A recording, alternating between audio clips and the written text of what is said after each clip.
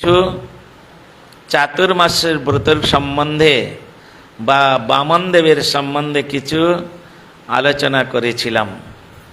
বামনদেব তিনি শয়ন একাদশী মানে ওই একাদশী থেকে কেন্দ্র করে বামনদেব তিনি এক স্বরূপী ভগবান বলির রাজপ্রাসাদের দরজায় তিনি শয়ন করেছেন। বোর্ডের মধ্যে লেখা আছে, নিচের লাইনে দেখবেন, বলছেন যে ব্যক্তি চাতুর্মাস ব্রত পালন করেন না, কি তারপর লেখা আছে, তাহাকে জীবিত অবস্থায় মৃত বলিয়া জানিতে হইবে। কোথাকার কথা এটা? হরি ভক্তি বিলাস। তাহলে এটা আমার কথা নাই, লিখেছি আমি, কিন্তু হরিভক্তি বিলাসের কথা। হরিভক্তি বিলাস কে লিখেছেন? গোপাল ভট্ট গোস্বামী এবং সনাতন গোস্বামী। সনাতন গোস্বামী তিনি বলছেন, এই চাতুর্মাস ব্রত যারা পালন করিবে না তাহাদেরকে জীবিত অবস্থায় মৃত বলিয়া জানিবে। আর যদি এখানের কথা এই গেটের মধ্যে ঝেড়ে দিয়ে চলে যান তাহলে আর ক্লিয়ার হবে না। তা আমরা সবাই ঝেড়ে দিয়ে যাবার শ্রোতা সব, আমরা সকলে যা শুনলাম ওটা গেটের মধ্যে রেখে দিয়ে যাবার শ্রোতা সবাই, বাড়িতে আর কেউ নিয়ে যায় না। কেন? ওই একটা কথা বলেছে না, out of sight out of mind. তা আমাদের তাই অবস্থা। মহারাজের সামনে থেকে চলে গেলে তখনও মহারাজ কি বলেছে সব ভুলে গেছি। তখন নাতি আসবে, নাতি বলেছে দিদা আমার জন্য একটা ভালো চকলেট কিনে রাখবে, কিন্তু ওইগুলো মনে করতে করতে রাস্তায় যাবে। তো যাই হোক, আমাদের চাতুর্মাস ব্রত যারা একাদশী থেকে একাদশী পর্যন্ত করেন তাদের ব্রত তো শুরু হয়ে গেছে, কিন্তু অস্মদীয় পরম গুরুদেব তাহার সূক্ষ্ম বিচারের দ্বারায় এবং গৌড়ীয় বেদান্ত সমিতি পরিচালিত যত শুদ্ধ ভক্তি প্রচার কেন্দ্রাদি আছে তাহারা বিশেষ করে এই পূর্ণিমা থেকে এই ব্রত। আর তাহলে পূর্ণিমা কবে? সোমবার। কালকের দিনটা ভালো করে যেগুলো খেতে টেতে নাই ওইগুলো ভালো করে কি করতে, এই 4 মাস যেগুলো চলবে না ওগুলো সব কিছু রান্না করে গোবিন্দের সেবায় দিয়ে একেবারে 4 মাসের মতো খেয়ে নেবেন। 4 মাসের মতো খেয়ে নেবেন, কারণ আর 4 মাস তো খাওয়া যাবে না। ওই জন্য বেগুন, পটল, শিম, বরবটি, লাউ, পুঁই শাক, কলমি শাক ইত্যাদি যা যা আছে সব ওই দিন একটু একটু করে রান্না করে ঠাকুরের সেবায় লাগাবেন। লাগিয়ে যখন প্রসাদ পাবেন তখন জগন্নাথের চরণে প্রার্থনা করবেন, বিনোদ বিহারীর চরণে প্রার্থনা করবেন, হে বিনোদ বিহারী 4 মাস তো আপনি এটা তো নিয়ে এমন ব্যস্ত থাকবেন, ওগুলো তো আমি আর স্পর্শ করতে পারবো না, তাই আজকের এদিকে আদেশ করুন আমি আজকের একেবারে 4 মাসের মতো একটু খেয়ে নিই। খেয়ে নিলেন। এবারে বলছেন মহারাজ, এই বেগুন, পটল, শিম, বরবটি, লাউ আর কলমি শাক, পুঁই শাক, মাসকলাই কেন খাওয়া যাবে না? মাসকলাইটা নিয়ে একটু দ্বিধা আছে। চৈতন্য মঠে এই 4 মাস তাহারা মাসকলাই ভক্ষণ করেন। মাসকলাই ভক্ষণ করেন। কেননা আমরা প্রশ্ন করেছিলাম মাসকলাই কেন খাচ্ছেন, ওনারা বলেছিলেন প্রভুপাদ নাকি যখন ছিলেন তখন উনি সেবা করতেন। তো প্রভুপাদ যখন ছিলেন তখন তো আমাদের কারোর জন্মই হয়নি। এখন তিনি কি বলে গেছেন সেটা তো আমাদের জানা নেই। এখন যাহারা বলছেন তাদের কথা মেনে, কিন্তু অস্মদীয় পরম গুরুদেব এই বেদান্ত সমিতি তৈরি করে বেদান্ত সমিতির আশ্রিত যত শাখা মঠ সময় রয়েছে তিনি যে নিয়ামক নিয়ম করে গেছে, সেই নিয়ম বেদান্ত সমিতির আশ্রিত ভক্তগণ যদি পালন না করে তাহলে পরম গুরু মহারাজকে অবজ্ঞা করা হবে, গৌড়ীয় বেদান্ত সমিতিকে অবজ্ঞা করা হবে। সে আমি মধুসূদন মহারাজের শিষ্য হই, আমি পর্যটক গোস্বামী মহারাজের শিষ্য হই, আমি বামন মহারাজের শিষ্য হই, আমি কেশব মহারাজের শিষ্য হই, সকলে বেদান্ত সমিতির আশ্রিতজন। এটা সবসময় মনে রাখতে হবে। অন্য মঠে কি কে কি করছে ওটা আমার জানার দরকার নেই। আমি আমার পরম গুরু মহারাজকে আশ্রয় করে, আমার জ্যেষ্ঠা গুরুকে আশ্রয় করে, আমার গুরুদেবকে আশ্রয় করে, আমার কাকা গুরুকে আশ্রয় করে আমি যদি নরকে যেতে হয় তাদের আদেশ মেনে, তাদের নিয়মকানুন মেনে, তাতে আমি প্রস্তুত আছি। কিন্তু অন্য কোনো মঠের নিয়মকানুন আমার মানার কোনো প্রয়োজন নাই। তবে তাদের আমি বৈষ্ণব বলে যে অস্বীকার করব সেটাও হবে না। হ্যাঁ, এক একজন আচার্যের এক একটা মত আছে, এই জন্য বিশেষ করে। তবে বলবেন এখন মহারাজ এই পটল খেতে নাই কেন? এখন বামন দেবের তিনি হচ্ছেন বলি মহারাজের দ্বারের প্রহরী। হ্যাঁ, তা তাকে কি ডানলভ গদি একটা বলি মহারাজ এনে দেবেন, না একটা সুন্দর পালঙ্ক এনে দেবেন, আপনি এখানে বিশ্রাম করুন? হ্যাঁ, ভক্তের হৃদয়ের ভাবনাটা কীরকম দেখুন। তিনি বলছেন যে তুমি আমার যেরকম প্রহরী সেই রকম প্রহরীর মতো তুমি থাকবে। হৃদয়ে তোমাকে আমি আমার হৃদয় সিংহাসনে যে তোমাকে বসিয়ে রেখেছি সেখানে আমি তোমার অন্তর দিয়ে পূজা করব, তোমার সব কিছু করব।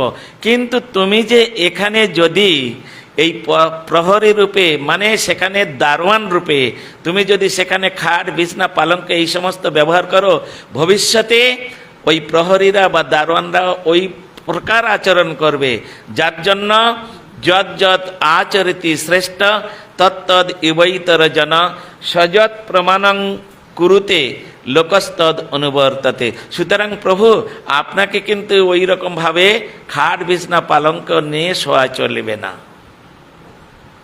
ভগবান বললেন তাই হবে, তুমি যা বলবে।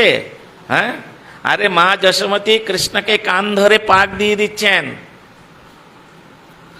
নন্দ মহারাজ তাকে দিয়ে পাদুকা বহন করাচ্ছেন, আরে তার থেকে তো এটা ভালো।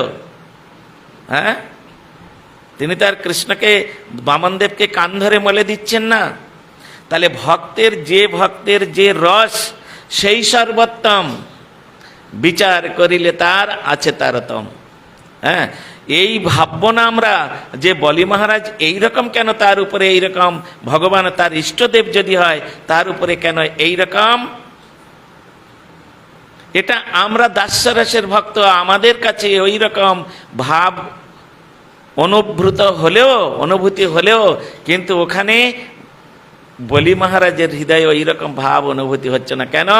তাহার যে প্রভুকে তিনি হৃদয় সিংহাসনে রেখে তিনি নিরন্তর তার সেবা করছেন, আর বাইরে প্রকাশের এক বিগ্রহতে এইভাবে তিনি দেখাচ্ছেন। তখন কি করবেন? ভগবান বললেন এটা তো একটা যুক্তিযুক্ত কথা। হ্যাঁ, আমি যদি ওই রকম দারোয়ান হয়ে ওই রকম আচরণে প্রতিষ্ঠিত হই, তাহলে ভবিষ্যতে কোনো দারোয়ান তারা এই সমস্ত নিয়মগুলো মানবে না। তখন তিনি কি করলেন? বলি মহারাজের বিশাল একটা সবজি বাগান ছিল, কোথা থেকে পুঁই শাক, কোথা থেকে কলমি শাক, পটল, বেগুন, শিম, বরবটি সব টেনে টুনে নিয়ে একটা খুব সুন্দর করে বিছনা করেছে।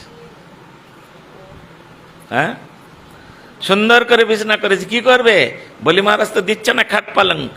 হ্যাঁ, তা কি করবে? আর সবজির উপরে প্রভু আমার শয়ন করবে, সবজির উপরে শয়ন করবেন।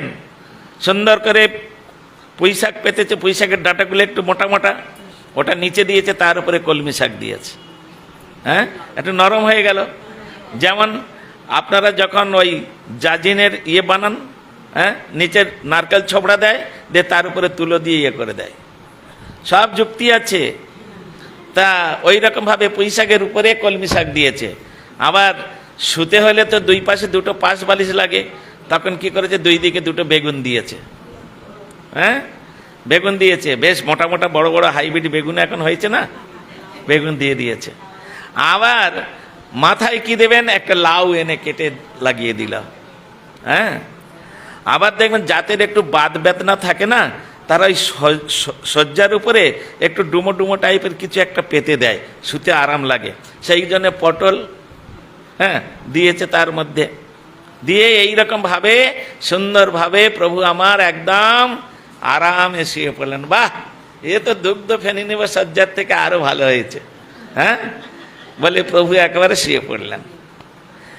এখন বলুন, আপনি পালঙ্কের উপরে শুয়ে আছে, একটা বালিশ মাথায় দিয়েছেন, তার উপরে একটা তোয়ালে আছে।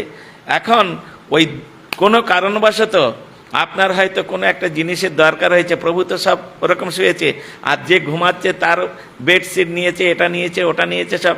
এখন যদি সে অঘোর ঘুমে ঘুমাচ্ছেন, আর সেই সময় যদি তোয়ালেটা ধরে টানাটানি করেন, তাহলে তার ঘুমের ব্যাঘাত হবে কিনা? হ্যাঁ, ঘুমের ব্যাঘাত হবে তো। আর যদি বালিশটা ধরে টানাটানি করেন, যদি পাশ বালিশটা ধরে টানাটানি করেন, তাহলে ঘুমের ব্যাঘাত হবে। তা প্রভু যে সমস্ত বস্তুগুলো তার শয্যার মধ্যে লাগিয়েছে, ওই ঘুমন্ত অবস্থায় যদি সেগুলো আমরা স্পর্শ করি, সেগুলো নিয়ে টানাটানি করি, তাহলে প্রভুর তো ঘুমের ব্যাঘাত হবে, ওখানে সেবা অপরাধ হয়ে যাবে, সেবা অপরাধ হবে। এই জন্যে বৈষ্ণবগণ ভগবানের প্রীতির জন্য 4 মাস যে বস্তুগুলো নিয়ে তিনি শয্যায় লাগিয়েছেন, ওগুলো তিনি কেউ কোনো ভগবানকে যারা অন্তর থেকে ভালোবাসেন তারা কোনোদিন স্পর্শ করবে না। না, আমার প্রভুর ঘুম ভেঙে যাবে। এটা ভক্তের হৃদয়ের ভাবনা। হ্যাঁ, সেই ভাবনা আত্মবৎ সেবা বলেছেন না, সেই রকম ভাবনা। এই ভাবনার দ্বারাই ভগবানের সেবা। এই জন্য চাতুর্মাস্যে ব্রত এগুলো খেতে নাই। আর এমনি বৈজ্ঞানিক মতে বলছেন, শ্রাবণে শাক, ভাদ্রে দধি, আশ্বিনে দুগ্ধ, আর বলছেন কার্তিকে আমিষং ত্যাজেত। আরে আমরা রোজ তো ভগবানের প্রসাদ খাই, রোজ আমরা ভগবানের প্রসাদ তৈরি করে তার ভোগ দিয়ে রান্না করে আমরা তো রোজ প্রসাদ পাই, তাহলে আমাদের জন্য আবার কেন বললেন কার্তিকে আমিষং ত্যাজেত? ব্যাপারটা কি? আমরা তো আমিষ খাই না। কে বলেছে আমিষ খাই না? কে বলেছে আমিষ খাই না? আমিষ হচ্ছে যেটা অপবিত্র বস্তু, সেটা হচ্ছে আমিষ। হ্যাঁ, যেটা অপবিত্র বস্তু সেটা হচ্ছে আমিষ। সর্ষের তেলটা হচ্ছে অপবিত্র বস্তু, সর্ষের তেলটা অপবিত্র বস্তু। এই জন্য আমিষ বলতে ওটা আমিষ, ওটাকে ত্যাগ করতে হবে কার্তিক মাস, ওটা চলবে না। এই জন্যে শ্রাবণে কেন শাক মানা করেছেন, এর প্রত্যেকটা বৈজ্ঞানিক মতে একটা সুন্দর বিচার আছে। শ্রাবণে কোনো প্রকার শাক খেতে নেই। কেন? শ্রাবণ মাস হচ্ছে বর্ষাকালের শেষ, আর ওই সময় কি হয়, নানা রকম পোকার উৎপাত হয়, আর ওই শাকের মধ্যে থাকে। হ্যাঁ, শাককে আশ্রয় করে যত বেঁচে খুঁটে বাদ দিন, ওর মধ্যে একটা না একটা থেকেই যাবে কোথায়। হ্যাঁ, আর ওইটা রান্না করলে জীব হত্যা হচ্ছে। আবার ওটা যদি আপনি যদি ঠাকুরের ভোগ লাগান, তাহলে সেবা অপরাধ হচ্ছে। চিন্তা করুন, প্রথমে জীব হত্যা হচ্ছে, তারপরে সেবা অপরাধ হচ্ছে, তারপরে যদি আপনি সেটা গ্রহণ করেন, তাহলে কি হলো, মাংস খাওয়া হচ্ছে। এই জন্য শাকটাকে শ্রাবণ মাসে বাদ দিয়েছেন। ভাদ্রে দধি, ভাদ্র মাস হচ্ছে সব থেকে পচা মাস। হ্যাঁ, যত মাস আছে সব থেকে পচা মাস। আর দইটাও পচা জিনিস, দই মানে পচা জিনিস তো। হ্যাঁ, এই জন্যে ভাদ্র মাসে যদি কেউ দই ভক্ষণ করে, কফ পিত্ত এগুলো তার আর জীবনে কোনোদিন ছাড়বে না। হ্যাঁ, নানা রকম কফ পিত্তে এমনভাবে জড়িত হয়ে যাবে যে জীবনে আর তার কোনোদিন ছাড়বে না। এই জন্যে ভাদ্র মাসে ওটা ত্যাগ করতে বলেছে, ওটা তোমরা খাবে না। কেন? ওটা খেলে তোমার মরণ ঘটবে, ওটা খাবে না। ঠিক আছে। আর আশ্বিনে দুগ্ধ, বলে দুগ্ধ কেন খেতে নেই আশ্বিন মাসে? আপনারা সকলেই জানেন, এখানে মায়েরা বেশি আছেন, সকলকে বলছি, হ্যাঁ, মায়েদের একটা মাসে মাসে রোগ হয়, সেই সময় তাদের শরীরটা অপবিত্র থাকে, এই জন্য সেই সময় তাকে কোনো শুভ কর্ম করার জন্য আদেশ করা হয় না। সেই রকম গাভী মাতা বৎসরে, এই আমাদের যেমন মায়েরা অসুস্থ হলে 3 দিন কি 4 দিন তারা অপবিত্র থাকে, গাভী মাতা তারা বছরে একবার এই রকম অপবিত্র অবস্থায় তাদের আছে, তারা 1 মাস এই অপবিত্র অবস্থায় থাকে। আর সেই সময় ওই দুধের মধ্যে রক্ত চলে আসে। এই জন্যে আশ্বিন মাসে দুধ খেলে, হ্যাঁ, গো রক্ত পান করা হবে। এই জন্য আশ্বিন মাসে দুগ্ধ বর্জেত, শ্রাবণে বর্জয়েত শাক, ভাদ্রে চ দধি তথা, আশ্বিনে চ দুগ্ধ, আর কার্তিকে আমিষং ত্যজেত। এটা হচ্ছে হরিভক্তি বিলাসের শ্লোক। ওখানে জায়গাটা নেই বলে আমি লিখি নাই, কিন্তু যেটুকু লিখে নিয়েছি ওইটুকু আপনারা যদি পালন করতে পারেন তাহলে আপনাদের মঙ্গল হবে, কল্যাণ হবে। তো এই জন্য, আর কার্তিক মাসে সর্ষের তেল, ওটা অপবিত্র জিনিস, এই জন্যে সর্ষের তেল দিয়ে কোনোদিন ঠাকুর ঘরে কোনোদিন কাঁচা সর্ষের তেলের কোনো কাজ হয় না। হ্যাঁ, আমরা বাঙালি সর্ষের তেল খেয়ে খেয়ে অভ্যস্ত। আপনারা ইউপি সাইডে যাবেন, যদি কাঁচা সর্ষের তেল বা সর্ষের তেল খান না, ওরা বাঙালিদের ঘৃণা করে, হ্যাঁ, ঘৃণা করে। ওরা সর্ষের তেল মাখেও না, সর্ষের তেল খায়ও না, কিছুই করে না। ইউপি সাইডে যান, গুজরাটে যান, পাঞ্জাবে যান, কোনোদিন ওরা ওসব তেল ব্যবহার করে না, ওটা অপবিত্র তেল। কিন্তু আমাদের বাঙালির কাছে ওটা অত্যন্ত প্রিয় জিনিস। এই সর্ষের তেলটা কিসের জন্য জানেন? এটা হচ্ছে কি একমাত্র মাছ মাংস খাওয়ার জন্য এই তেলটা সৃষ্টি হয়েছে।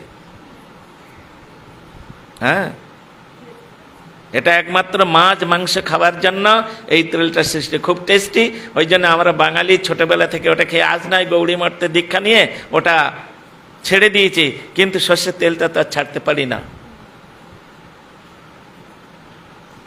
এই সমস্ত বিচারগুলো, সুন্দর সুন্দর বিচারগুলো ওই হরিভক্তি বিলাসের মধ্যে দেওয়া আছে।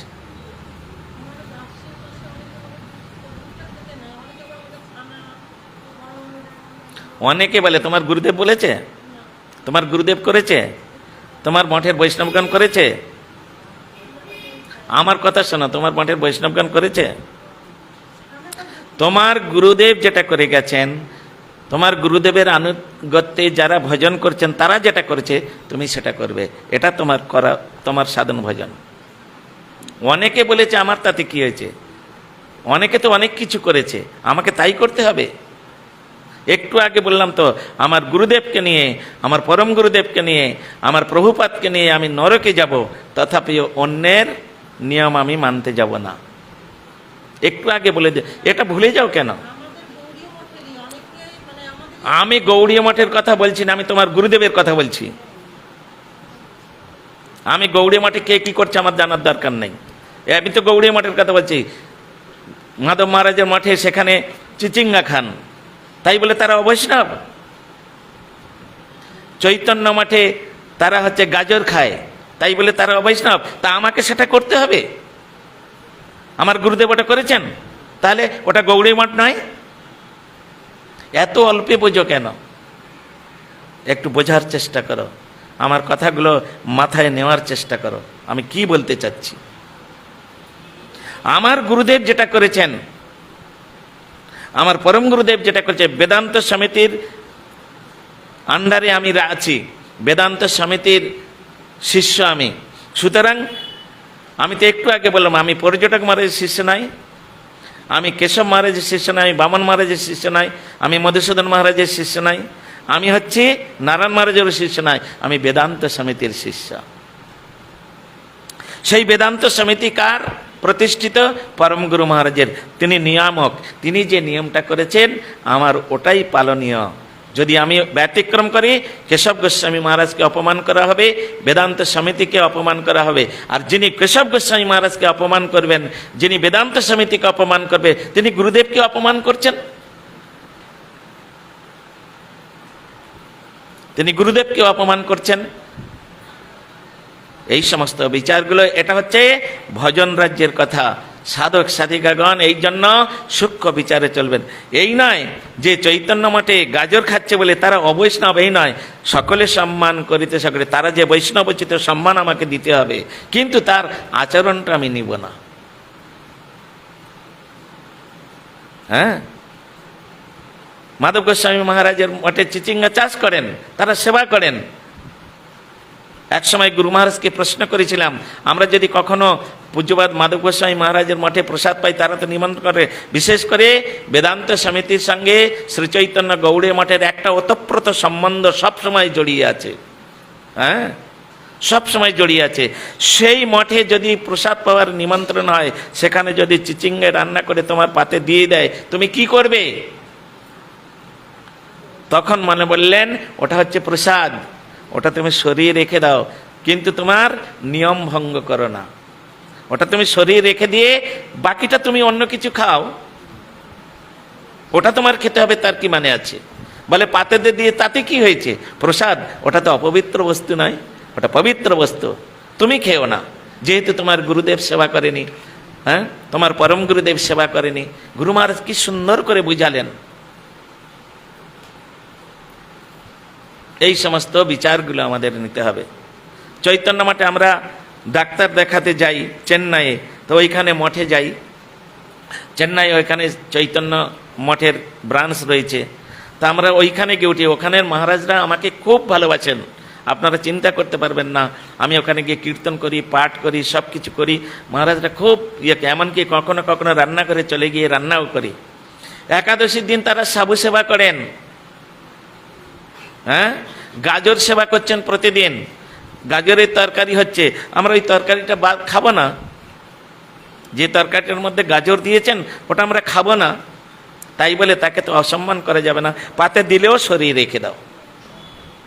সাবুটা আমাদের বেদান্ত সমিতিতে কোনোদিন কেউ খায় নাই, তো তারা খাচ্ছেন, খাক, তাই বলে তারা বলছে না আমরা ওটা নেব না। আর তো অনেক কিছু আছে, সেটা দিয়ে গ্রহণ করব।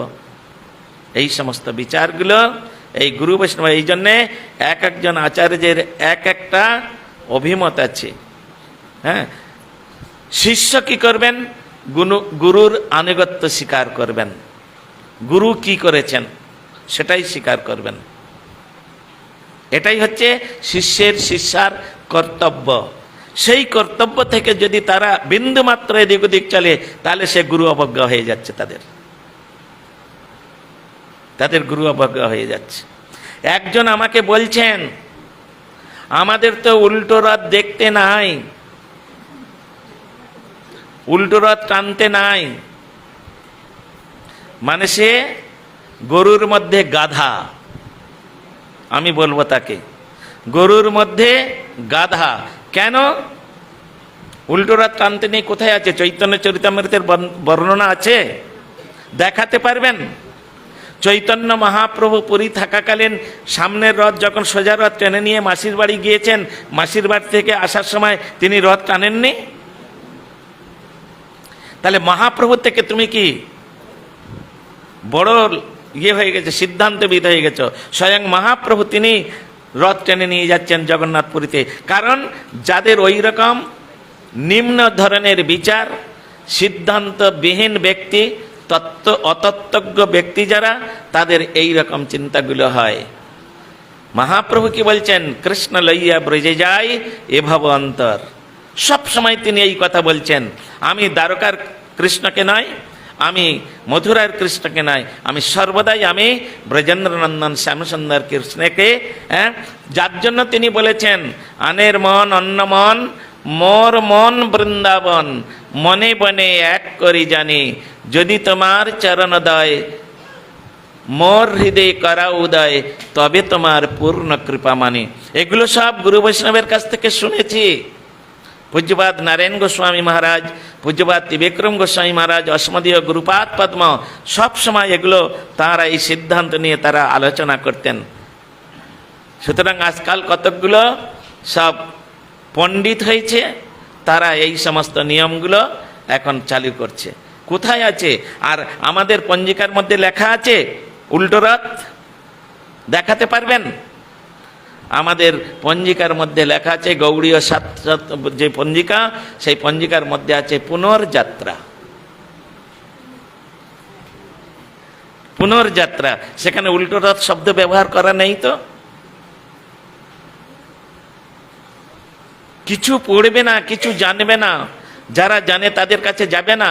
হ্যাঁ, বড় বড় পণ্ডিত সিদ্ধান্ত তৈরি করে দিল, আর সেগুলোই আমরা লুপে নেই। মুখরোচক তো ওগুলো। গুরু বৈষ্ণবগণ এতদিন, আমি আজ 20 বছর 30 বছর 50 বছর ধরে গুরু বৈষ্ণবের সঙ্গ করেছি। গুরু বৈষ্ণবগণ যেভাবে আচরণ করেছে, সেই আচরণ সেটা বাদ দিতে হবে? তাতে আমার মঙ্গল হবে কি? আমার তো মনে হয় না। হ্যাঁ, যারা পরম গুরু মহারাজের আচরণ মানবে না, যারা গুরু মহারাজের আচরণ মানবে না, যাহারা কাকা গুরুদের আচরণ মানবে না, তাদের জীবনে কোনোদিন মঙ্গল হবে? আমার তো মনে হয় না কোনোদিন। আমি কিন্তু সুচিত্রা দিদিকে একবারও বলছি না, হ্যাঁ, আপনাকে বলছি না, কিন্তু আপনার গুরুদেব ভক্তিবল্লভ তীর্থ গোস্বামী মহারাজ, তিনি পরম বৈষ্ণব। হ্যাঁ, গুরু মহারাজ গিয়ে যখন যেতেন, আমি নিজে চোখে দেখেছি, তিনি তাড়াতাড়ি করে সিংহাসনে উঠতে পড়তেন, মানে পরিক্রমার সময় যেতেন তো, গিয়ে গুরু মহারাজও প্রণাম করতেন, উনিও ষষ্ঠাঙ্গ দণ্ডবাদ করতেন।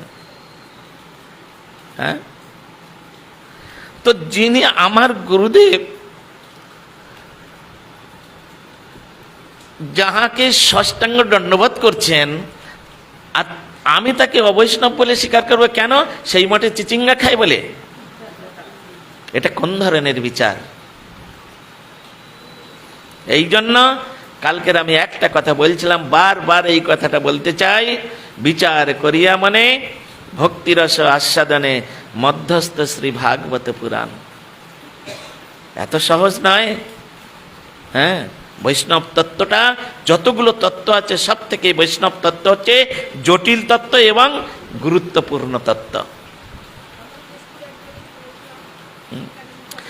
স্বয়ং মাধব মহারাজ এসে, স্বয়ং পূজ্যপাদ মাধব ভক্তিদ্বৈত মাধব গোস্বামী মহারাজ যখন কেশব গোস্বামী মহারাজ অপ্রকট হয়ে গেছেন, অস্মদীয় গুরুপাদ পদ্মশীল বামন গোস্বামী মহারাজকে আচার্য পদে অভিষিক্ত করতে হবে। সেখানে সেই আচার্যের পৌরোহিত্য করেছিলেন ভক্তিদ্বৈত মাধব গোস্বামী মহারাজ। বামন মহারাজের নাম অনেক শুনেছেন, কিন্তু মাধব মহারাজ বলছে আমি তাকে কোনোদিন দেখি নাই। তা তিনি যদি এই সভাতে থাকেন, ক্যাসেটের মধ্যে এখনো আমার কাছে রয়েছে। হ্যাঁ, তিনি বলছেন, তিনি পৌরোহিত্য করেন। সেখানে সন্ত গোস্বামী মহারাজ আছেন, সেখানে যাযাবর গোস্বামী মহারাজ আছেন, আরও অনেকে, সমস্ত পূজ্যপাদ শ্রীধর গোস্বামী মহারাজ আছেন, ভক্তিসার গোস্বামী মহারাজ আছেন, সবাই, সব বড় বড় প্রভুপাদের সব দিকপালগণ। আর সেইখানে পৌরোহিত্য করছেন ভক্তিদ্বৈত মাধব গোস্বামী মহারাজ। তা তিনি বলছেন, বামন গোস্বামী মহারাজ যদি এই সভাতে থাকেন, তাহলে তিনি একবার উঠে দাঁড়ান। তো গুরু মহারাজ উঠে দাঁড়িয়েছেন, বলে তোমার কথা আমি অনেক শুনেছি আমার গুরু ভাইয়ের কাছে। আমার গুরু ভাই মানে কেশব গোস্বামী মহারাজের কাছে আমি অনেক শুনেছি তোমার কথা, আর তোমার হরিকথা আমি এইভাবে ডাইরেক্ট না শুনলেও আমি শুনেছি তুমি নাকি খুব ভালো হরিকথা বলতে পারো। তা আমি তোমাকে 20 মিনিট একটু হরিকথা বলার জন্য আদেশ দিচ্ছি। ঠিক এইভাবে কথাগুলো রয়েছে, তুমি একটু হরিকথা বলো। গুরু মহারাজ তিনি হরিকথা বলতে শুরু করলেন। 20 মিনিট পার হয়ে চলে গেছে, 25 মিনিট 30 মিনিট তিনি তাকাচ্ছেন সভাপতির দিকে, হ্যাঁ, বলছে আরেকটু বলো, আরেকটু বলো। 40 মিনিট বলার পরে তিনি বসে পড়েছেন। বলে আমি আর বলতে চাই না, আমাকে আদেশ করা হয়েছিল 20 মিনিটের জন্য, কিন্তু বৈষ্ণবগণের ইচ্ছাতে আমি এই 40 মিনিট বললাম। এখন গুরু বৈষ্ণবগণের চরণে যদি আমার কোনো অন্যায় অপরাধ হয়ে থাকে তাহলে নিজ গুণে তাহারা আমাকে ক্ষমা করুন। সকলে হাততালি দিয়ে তখন ওই পূজ্যপাদ মাধব গোস্বামী মহারাজ তার নিজের গলার মালাটা খুলে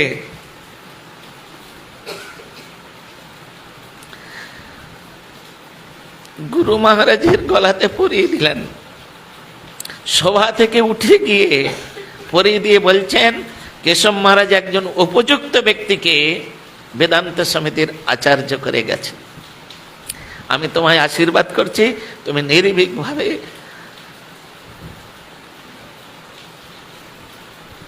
সেই মাধব মহারাজের মঠে চিচিঙ্গা সেবা করে বলে আমি কি তাদের মঠের বৈষ্ণবগণকে অবৈষ্ণব বলবো?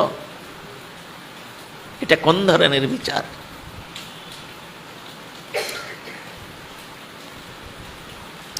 বৈষ্ণব চেনা এত সহজ নয়। তবে গুরুপাদ পদ্মের প্রতি নিষ্ঠা, সমিতির প্রতি নিষ্ঠা,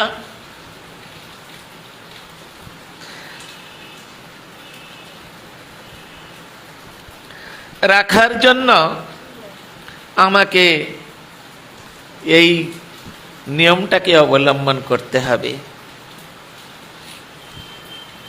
চিচিঙ্গা গোবিন্দের সেবা ভোগ লেগেছে, গাজরটা গোবিন্দের ভোগ লেগেছে, ওটা মহাপ্রসাদ, কিন্তু তোমার নিয়ম রক্ষার্থে তুমি ওটাকে পাশে সরিয়ে রেখে ওটা প্রসাদ জ্ঞানে প্রণাম করে রেখে দিয়ে তুমি অন্য কিছু গ্রহণ করো।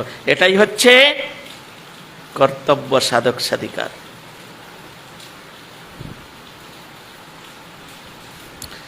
এই চাতুর্মাসের ব্রতের মধ্যে শ্রীলা কৃষ্ণদাস কবিরাজ গোস্বামী প্রভু চৈতন্য চরিতামৃতের মধ্যে মহাপ্রভু যেই চাতুর্মাস সম্বন্ধে তিনি নিজে করেছেন এবং সকলকে আচরণ করিয়েছেন, অদ্ভুত ধরনের বিচার রয়েছে। আপনারা কতটুকু জানেন? শুধু এইটুকু শুনেছেন, আমাদের এটা খেতে নেই, ওটা খেতে নেই, ওটা খেতে নেই। কিসের জন্য খেতে নেই? হ্যাঁ, যদি জিজ্ঞাসা করে তখন মাথা নিচু হয়ে যাবে। এগুলো জেনে রাখা দরকার।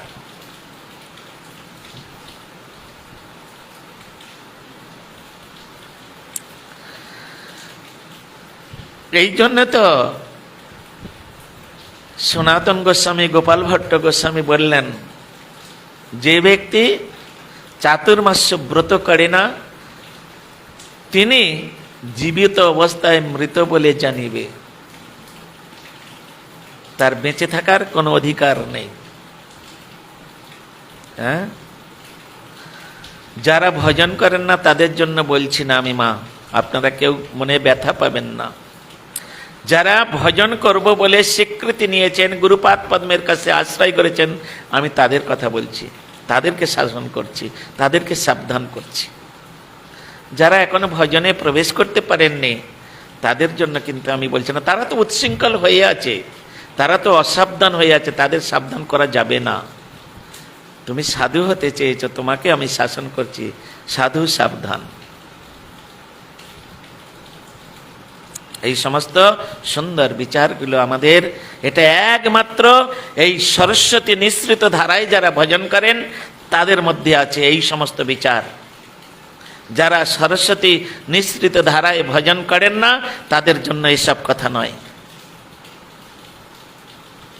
রূপ গোস্বামী প্রভুর আনুগত্যে সরস্বতী নিঃসৃত ধারায়, সরস্বতী মানে ভক্তি সিদ্ধান্ত সরস্বতী গোস্বামী ঠাকুর প্রভুপাদ, যাকে নিখিল বিশ্ব ব্রহ্মাণ্ডে যাকে প্রভুপাদ বলে স্বীকৃতি দেওয়া হয়েছে, এই সমস্ত বিচার আমাদের মনে এই প্রশ্নগুলো আসে কেন? ও বলেছে, ও বলেছে, কেউ কেউ বলে, এই সমস্ত প্রশ্নগুলো আসে কেন আমি তো ভেবে পাই না। তার মানে আমার ধর্মের উপরে, আমার গুরুপাদ পদ্মের উপরে, আমার সমিতির উপরে, আমার মঠের উপরে বিশ্বাস নেই। নিষ্ঠা নেই, যার জন্য অন্যের গুলো এসে আমাদের কান ভারী করে দেয় আর আমরা সেদিকে ঢলে পড়ি। আমার তো কোনোদিন ওরকম হয় না, হ্যাঁ, আমার কোনোদিন ওরকম হয় না। আমার গুরুপাদ পদ্ম ছাড়া যদি কেউ অন্য কিছু এসে আমাকে বুঝাতে চায়, যদি সেটা গুরুপাদের কথার বাইরে হয়, আমি ওটা গ্রহণ করতে রাজি নই। আমি ওটা, আমার গুরুদেব বলেছেন, আমি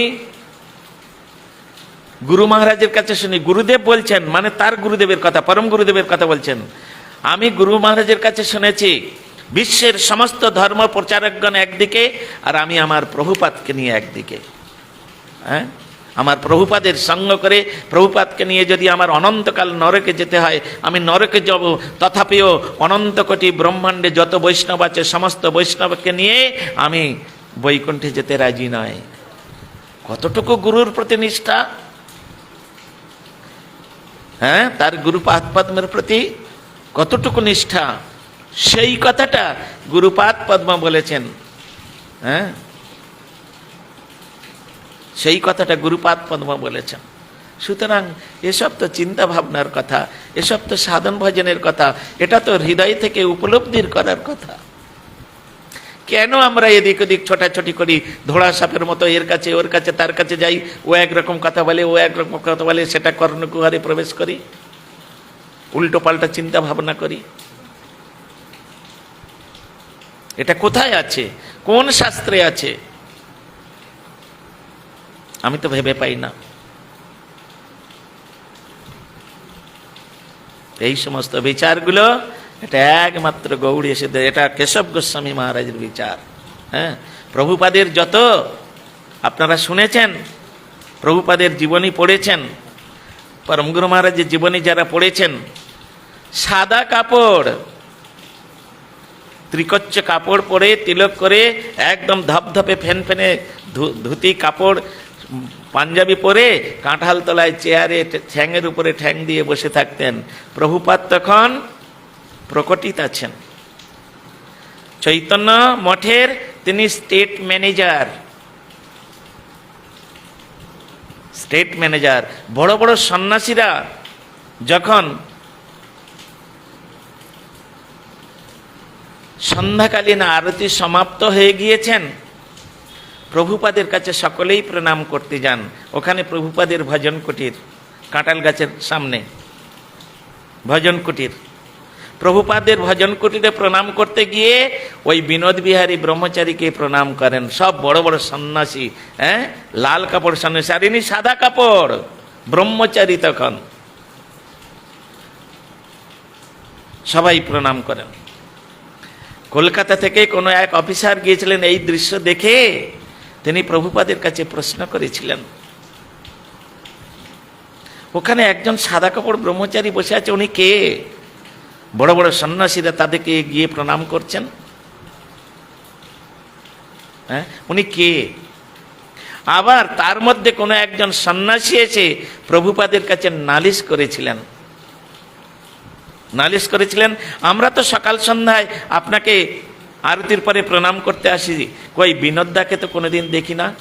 একেবারে শুধু ভক্তি বিলাস তীর্থ গোস্বামী মহারাজ, হ্যাঁ, যার নাম ছিল কুঞ্জ বিহারী, হ্যাঁ, প্রভুপাদ দুজনকে দাদা বলে ডাকতেন, কুঞ্জদা আর বিনোদদা, নিজের শিষ্য।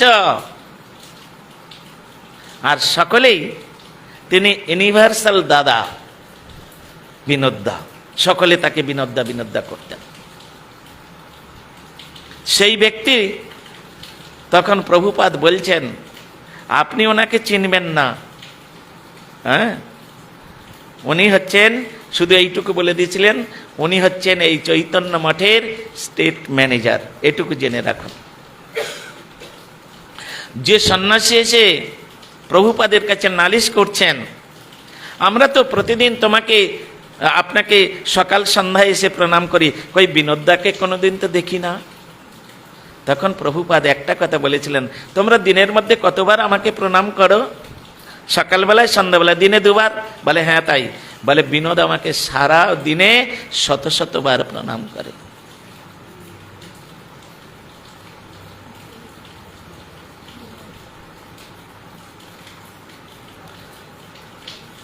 তো এ সমস্ত বিচার কে বুঝবে? এ সমস্ত এই জন্য চাতুর্মাস্য ব্রত স্বয়ং পরম গুরু মহারাজ প্রভুপাদ তারা করেছেন। হ্যাঁ, আমরা কোন লাট বাহাদুর সেই চাতুর্মাস্য ব্রত করব না? হ্যাঁ, যদি প্রভুপাদের এই আচার আচরণে আমরা প্রতিষ্ঠিত না হতে পারি, কেশব গোস্বামী মহারাজের আচরণে প্রতিষ্ঠিত না হতে পারি, তাহলে বেদান্ত সমিতির শিষ্য বলে তাকে যদি পরিচয় দেয় তাহলে সে ভুল করবে, সে ভুল করবে, তার মঙ্গল কোনোদিন হবে না, এটা জেনে রাখবেন। আপনারা একটা কথা শুনুন, খুব একটা ভালো কথা বলছি। রেঙ্গুন বলে একটা জায়গা আছে আমাদের, সেটা পাহাড়ি দেশ, শীত প্রধান দেশ। হ্যাঁ, রেঙ্গুন। সেখানে প্রভুপাদের একজন খুব প্রভুপাদের সেবাপরায়ণ শিষ্য ছিলেন। তার নাম কি একটা নাম, আমার নামটা মনে নাই। তো এখন তিনি শিষ্য। একদিন রেঙ্গুনে প্রচণ্ড ভূমিকম্প হয়েছে, একেবারে চারিদিকে সব ধ্বংস হয়ে গেছে।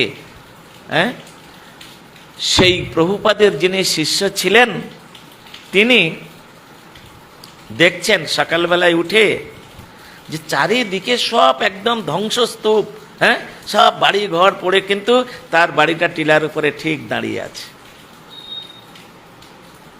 ঠিক দাঁড়িয়ে আছে।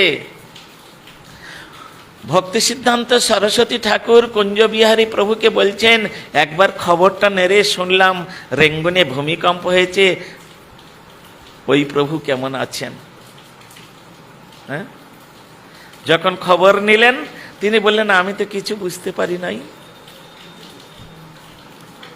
আমি কিছু বুঝতে পারি নাই। ওইখানেতে আর একজন প্রভুপাদের শিষ্য ছিলেন, সেটা অন্য সময়ের কথা, ভূমিকম্পের কথা নয়। তিনি খুব অসুস্থ হয়ে পড়েছিলেন, এমন অসুস্থ হয়েছেন যে নিজে আর উঠে দাঁড়ানোর তার ক্ষমতা নেই। ডাক্তারের কাছে গিয়েছে, ডাক্তার বলছে আপনাকে মাছ খেতে হবে। হ্যাঁ, মাছ খেতে হবে আর এই সব খেতে হবে, খেলে তাহলে আপনি সুস্থ হবেন, আপনাকে আমি চিকিৎসা করব।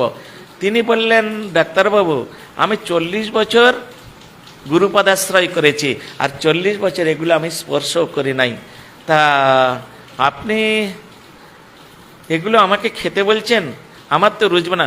বলে, যদি না খান তাহলে আমি আপনাকে চিকিৎসা করব না, আপনি চলে যান যেখানে পারেন। বলে ডাক্তারবাবু আপনি এত রাগ করছেন কেন?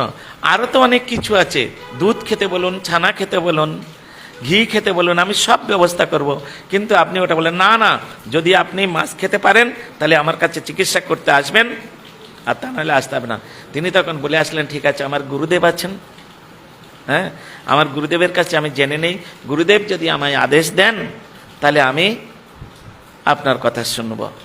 এই বলে প্রভুপাদের কাছে তিনি চিঠি লিখেছেন, আর চিঠি লিখেছেন, গুরুদেব এই এই ব্যাপার, এই ব্যাপার, আমি তো এইরকম অবস্থায় আছি, আমাকে ডাক্তার এই বলেছেন। তদ উত্তরে শ্রীল প্রভুপাদ বলছেন, হ্যাঁ হ্যাঁ তার নাম ছিলেন প্রমথ প্রভু। প্রমথ প্রভু, আপনার যদি মৃত্যু সংবাদটা আমি শুনতাম তো আমি এত কষ্ট পেতাম না। নিষ্ঠা দেখুন, আপনার মৃত্যু সংবাদটা যদি আমি শুনতাম তাতে আমি এত কষ্ট পেতাম না। আপনি কি করে বললেন আপনি আদেশ দেন আমি মাছ খাবো? আমার ভীষণ কষ্ট পেয়েছি, আমি ভীষণ কষ্ট পেয়েছি। তবে আমি আপনার আদেশ দিলাম আপনি মাছ খান, তবে তার পূর্বে একটা কথা আছে, ডাক্তারকে জিজ্ঞাসা করবেন আমি মাছ খেলে আমার রোগ সেরে যাবে তো, আর কোনোদিন আমার রোগ হবে না তো? যদি ডাক্তার গ্যারান্টি দেয় তাহলে আপনি মাছ খান, আমি তোমার গুরু, আমি আদেশ দিচ্ছি। ও তো চিঠিটা পেয়ে চিঠিটা নিয়েই ডাক্তারের কাছে গিয়েছে। দেখুন আমার গুরুদেব কি লিখেছেন। হ্যাঁ, তখন ডাক্তার বলেছে, আমি কি ভগবান? আমি কি ভগবান?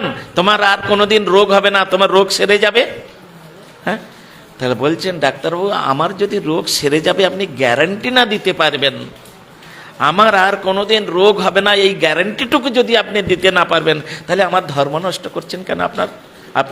আপনার আমার ধর্ম নষ্ট করার অধিকার কে দিয়েছে? হ্যাঁ, আপনি আমার চিকিৎসা করুন না করুন, আমার দুধ ছানা যা বলবেন করুন, হ্যাঁ আমি সব খাবো, আর ওষুধ দেন তো দেন, না তো আমি চললাম। তখন রেগে মেগে ডাক্তার একটা প্রেসক্রিপশন করে দিয়ে এই ওষুধগুলো খাবেন, দুধ ছানা যত পারেন খাবেন, ব্যাস 2 মাস পরে একদম সুস্থ। হ্যাঁ, সুস্থ হয়ে তখন সেই ডাক্তারের কাছে গেছেন, ডাক্তারবাবু দেখুন আপনি শুধু শুধু আমার ধর্মটা নষ্ট করছিলেন। হ্যাঁ, তখন বলছে ও ভগবানের ভক্ত, আপনারা ভগবান রক্ষা করেছে, তাহলে আপনি এ কথা বলেছিলেন কেন? এই হচ্ছে গুরু বৈষ্ণবের কৃপা। হ্যাঁ, চারিদিকে ধ্বংস হয়ে গেছে, প্রভুপাদ যার চিন্তা করছেন। এই জন্যে শাস্ত্রে বলেছেন, হ্যাঁ জগন্নাথের অষ্টকের মধ্যে আছে জগন্নাথ স্বামী নয়ন পথগামী। আরে আমি কি আপনাকে দেখবো হে জগন্নাথ? আমি তো আপনাকে দেখতে গেলে হাত নেই, পা নেই, হ্যাঁ বড় বড় চোখ, কোনো মুখাশ্রী নেই, আপনি তো এইরকম দেখবো ইট কাঠ পাথর। হে জগন্নাথ, তুমি আমায় দেখো তোমার ওই অমৃতময় দৃষ্টির দ্বারায়, তুমি আমার প্রতি বর্ষণ করে আমাকে পবিত্র করে দাও। আমরা কি গুরু বৈষ্ণবের সেবা? গুরু বৈষ্ণব তখন আমাদের রক্ষা করবেন যখন গুরু বৈষ্ণবের অন্তরে যখন আমি বিরাজ করতে পারবো। এমনভাবে গুরু বৈষ্ণবের সেবা করো, গুরু বৈষ্ণবের অন্তরটাকে একদম নিজের অন্তরের সঙ্গে মিলিয়ে নাও। হ্যাঁ, তখন দেখবে গুরুদেব এখন হাতটা টেনে মাথায় দাও, প্রভু মহারাজ একটু মাথায় আশীর্বাদ করে দিন, ও আশীর্বাদ জীবনে ফেলবে না। অটোমেটিক ভাবে যখন হাতটা কারোর মাথায় চলে যাবেন, হ্যাঁ ওটাই আশীর্বাদটা ফলবে। নিত্যানন্দ প্রভু বসে আছেন পানিহাটিতে বটগাছের নিচে, আর দূর থেকে রঘুনাথ গোস্বামী গিয়ে দণ্ডবাদ করছেন, ষষ্ঠাঙ্গে দণ্ডবাদ করছেন। আর পাশে হরিদাস ঠাকুর ছিল, হরিদাস বলছেন প্রভু রঘু এসেছে। হ্যাঁ, আমি রঘুর থেকে এতদিন খুঁজছিলাম, কই এই বলে নিজে উঠে গিয়ে আর তার দক্ষিণ চরণটা মাথার উপর দিয়ে বললেন তোকে দণ্ড দেবো আজকে। কি হ্যাঁ, আমার মনকে চুরি করে নিয়ে এতদিন ঘুরে বেড়াচ্ছিস, দণ্ড এই, চোরের শাস্তি কি? আমার এখানে যারা ভক্তরা আছে চিড়াদই ভোজন করা। এই কৃপা, ওই নিত্যানন্দ প্রভুর আশীর্বাদ পেয়ে তিনি গৃহত্যাগ করে চলে গেলেন। হরি বল। এই তো বিচার। গুরু বৈষ্ণবের বিচার এত সহজ নয়, গুরু বৈষ্ণবের আশীর্বাদ পাওয়া এত সহজ নয়। তবে something is the better the nothing একটা কথা আছে। হ্যাঁ, একটু মাথায় হাত দিলে, বৈষ্ণবের হাত স্পর্শ পড়লে কিছু তো তার কল্যাণ হবে, কিছু মঙ্গল হবে। হ্যাঁ, তিনি সবসময় ভজন করছেন, 24 ঘন্টার মধ্যে 24 ঘন্টা গুরু বৈষ্ণব, হরিগুরু বৈষ্ণবের সেবায় তারা ব্যস্ত হয়ে আছে। তাদের হাত যদি আমার এই অপবিত্র মস্তকে যদি একটু পড়ে, তাহলে তার হাতটা তো পবিত্র। হ্যাঁ, অন্তত আমার কল্যাণ হোক মঙ্গল নাই হোক, আমার মাথাটা তো পবিত্র হবে। এই সমস্ত, এই জন্য বৈষ্ণবের চরণ রেণু মস্তকে ভীষণ বিনু, আর নাহি ভূষণের অন্ত। নরোত্তম দাস ঠাকুর এমনি গিয়েছেন না? এত সুন্দর বিচারগুলো। এইটাই হচ্ছে সনাতন শিক্ষা, এটাই হচ্ছে রূপ শিক্ষা। মহাপ্রভু সনাতনকে রূপ গোস্বামীর দ্বারাই যে শিক্ষা দিয়েছেন, ওটা সনাতনের জন্য নয়, ওটা রূপ গোস্বামীর জন্য নয়, ওটা আমাদের জন্য। হ্যাঁ, আমরা মনে করি ও তো সনাতন গোস্বামীকে মহাপ্রভু বলেছেন, রূপ গোস্বামী পড়েছেন। আরে মূর্খ কোথাকার! গীতা অর্জুনের জন্য বলেছেন ভগবান কৃষ্ণ। মাহাত্ম্যে, গীতার মাহাত্ম্যে কি বলেছেন? সর্ব উপনিষদ গাব দগ্ধা গোপাল নন্দন পার্থ বৎস সুধীর ভক্তা দুগ্ধং গীতামৃতম মহৎ। কার জন্য বলেছেন? আমাদের মতো এই গাধাগুলোর জন্য। আমরা কিছু বুঝি না, কিছু জানি না, তাই অর্জুনকে দিয়ে আমাদেরকে শিক্ষা দিচ্ছেন। ঝিকে মেরে বউকে শিখানো, সুতরাং এসব বিচারগুলো কার কাছে বলবো বলুন? এইসব আমাদের ভজনে নিষ্ঠা নাই, যার জন্য আমাদের এই অবস্থা হয়। এ ওই বলেছে, ওই বলেছে, ওর কাছে যাব, ওর কাছে যাব। একজন মহাপ্রভুকে মানে না, মহাপ্রভুর কথা বলে না, তার কাছে গৌড়ীয় বৈষ্ণবগণ তারা যাচ্ছেন, বৈষ্ণবীগণ, হ্যাঁ, পাগল হয়ে গেছে তাদের জন্য, তার কাছে গিয়ে হরি কথা শুনবে। দুর্ভাগা, এর থেকে দুর্ভাগা আর হতে পারে না। হ্যাঁ, বামন গোস্বামী মহারাজের শিষ্য হয়ে তারা যাচ্ছে অন্যত্রে। হ্যাঁ, যারা বাবাজি মাতাজির সঙ্গ করে, যারা হচ্ছে কে গৌরসুন্দরকে মানে না, গৌরসুন্দরের কথা বলে না, তাদের কাছে, এর থেকে হতভাগা হতভাগী আর হতে পারে না। এদের জীবনে কোনোদিন মঙ্গল হবে বলে আমার তো মনে হয় না। এরকম সুন্দর বিচারগুলো আছে। Time is pass. হ্যাঁ, আর আমিও পাস। হ্যাঁ, কেননা আমার আয়ুবতী অল্পদিন, ক্রমে তাহা হয় ক্ষীণ, সমানের নিকটে দর্শন।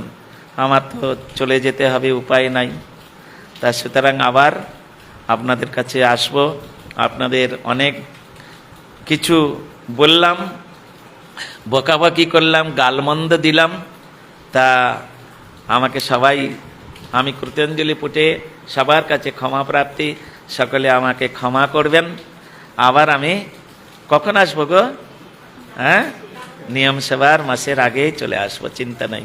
তখন অনেক দিন আমরা এই সমস্ত কথা, সুন্দর সুন্দর কথা, এই জন্যে ভগবানের কথা শুনতে যত না আনন্দ লাগে, গুরু বৈষ্ণবের কথা শুনতে তার থেকে অধিক আনন্দ লাগে। হ্যাঁ, কেন? তারা তো আমার সংরক্ষক। আমার ভজন সংরক্ষণ করবেন কে? হ্যাঁ, আমার হৃদয়ের মধ্যে ভগবানকে কে বসাবেন?